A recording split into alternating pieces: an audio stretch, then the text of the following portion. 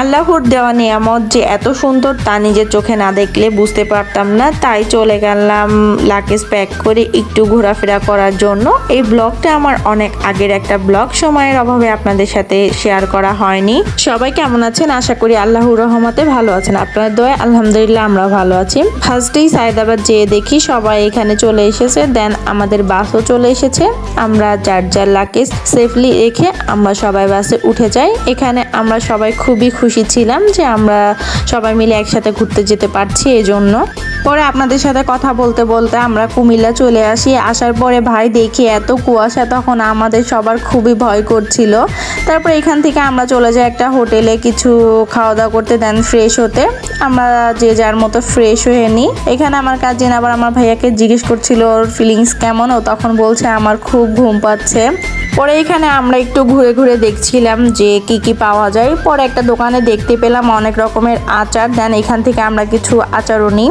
পাশেই দেখতে পেলাম একটা ড্রেসের দোকান, এখানে অনেক সুন্দর সুন্দর চাদর, শাল, বাচ্চাদের ড্রেস, থ্রি পিস, বড়দের জামা কাপড় যা লাগে সবই ছিল। কিন্তু আমি সবাইকে সাজেস্ট করব যে আপনারা কখনো যদি যান এখান থেকে কিছুই কিনবেন না। আমরাও কিনিনি, কারণ এইখানের প্রাইস খুবই বেশি, কারণ যেইগুলা ছিল 1200-1400 সেইখানে ডবল প্রাইস। দেন আমরা আচার আর কফি নিয়ে চলে যাই বাসে।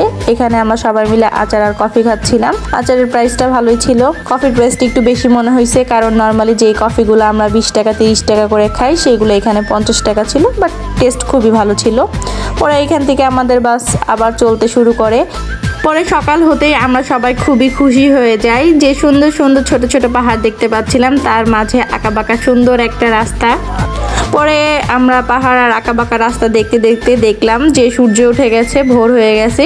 তখন এই সূর্যটার সাথে আমরা আরও সুন্দর সুন্দর সময় কাটাই। মনে হচ্ছিল সূর্যটাও আমাদের সাথে সাজেক খাগড়াছড়ি বেড়াতে গেছে, কিন্তু না, সূর্যটা সূর্যর স্থানেই আছে। পরে আমরা এখান থেকে চলে যাই দীঘিনালা। দীঘিনালা আসার পরে এখানে আমাদের রিলেটিভ, আমাদের চাচু আমাদেরকে রিসিভ করতে আসে। আমরা একদিন এখানে থাকবো, দেন আমরা সাজেকে যাব। পরে এখানে আমরা চলে যাচ্ছিলাম দাদুর বাসায়। দাদুর বাসায় যাওয়ার সময় দেখতে পেলাম অনেক সুন্দর সুন্দর সবজি চাষ হচ্ছে। পরে এখানে আমাদের সবারই খুবই ঘুম পাচ্ছিল, আমরা সবাই খুবই টায়ার্ড ছিলাম, কারণ রাত্রে আমরা ওরকমভাবে ঘুমাতে পারিনি। দেন আমরা কোথায় গেলাম, কি কি করলাম সব কিছু দেখার জন্য চোখ রাখতে হবে, অ্যান্ড আমাদের নেক্সট ব্লগ খুব তাড়াতাড়ি পেয়ে যাবেন। আসসালামু আলাইকুম, thanks for watching and Allah Hafiz.